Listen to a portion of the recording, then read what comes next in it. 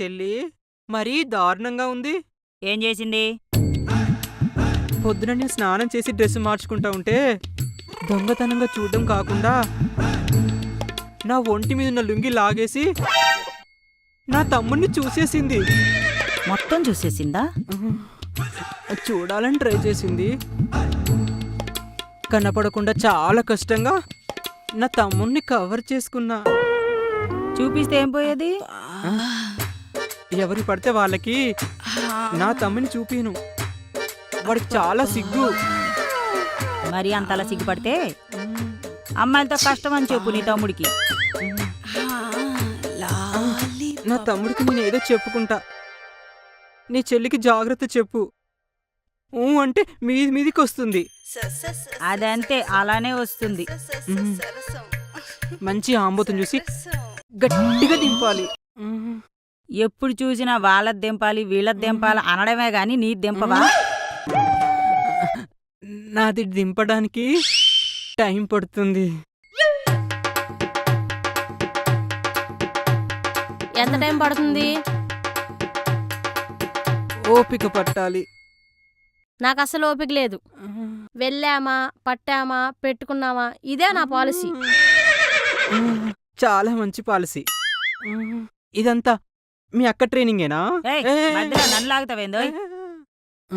మరి మీ చెల్లి ఇలా మాట్లాడుతుంటే ఎవరైనా మిమ్మల్ని బ్లేమ్ చేస్తారు. అదే కదా నా బాధ. మా ఊర్లో మీ చెల్లెల్లాగా బాగా కామంతో కటకట్లాడే అమ్మాయికి గాడిదతో పెళ్లి చేస్తారు. అంటే నాకు గాడితో పెళ్లి చేయమంటావా? వెనకటి నీలాంటోడే వేసుకోరా అంటే వెంట్రుకలు అడ్డం ఉన్నాయన్నాడంట. ఇంత పచ్చిగా మాట్లాడే నీకు సిగ్గుగా లేదు? సిగ్గుపడితే ఏమొస్తుంది? సిగ్గు వదిలేస్తేనే సుఖం దొరుకుతుంది. నేనేమో అనుకున్నాను గాని నువ్వు మంచి జంపలకడి పంబవి. అవును, పంబనే. నా పంబర ఎక్కడతావేంటి? నిన్నేం చేయనని మీ అక్కకి మాట ఇచ్చాను. ఓహో, అదన్నమాట అస్సలు సంగతి.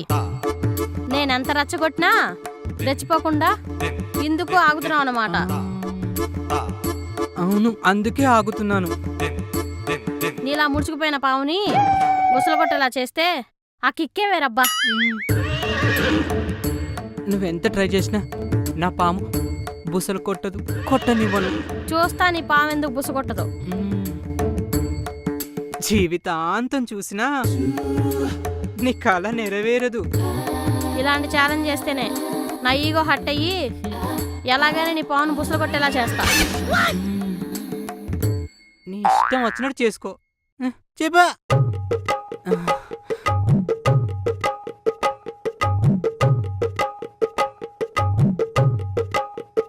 ఒసేయ్, మూసుకోనున్నవాడు పావుని ఎందుకే బుసలు కొట్టించాలనుకుంటావు?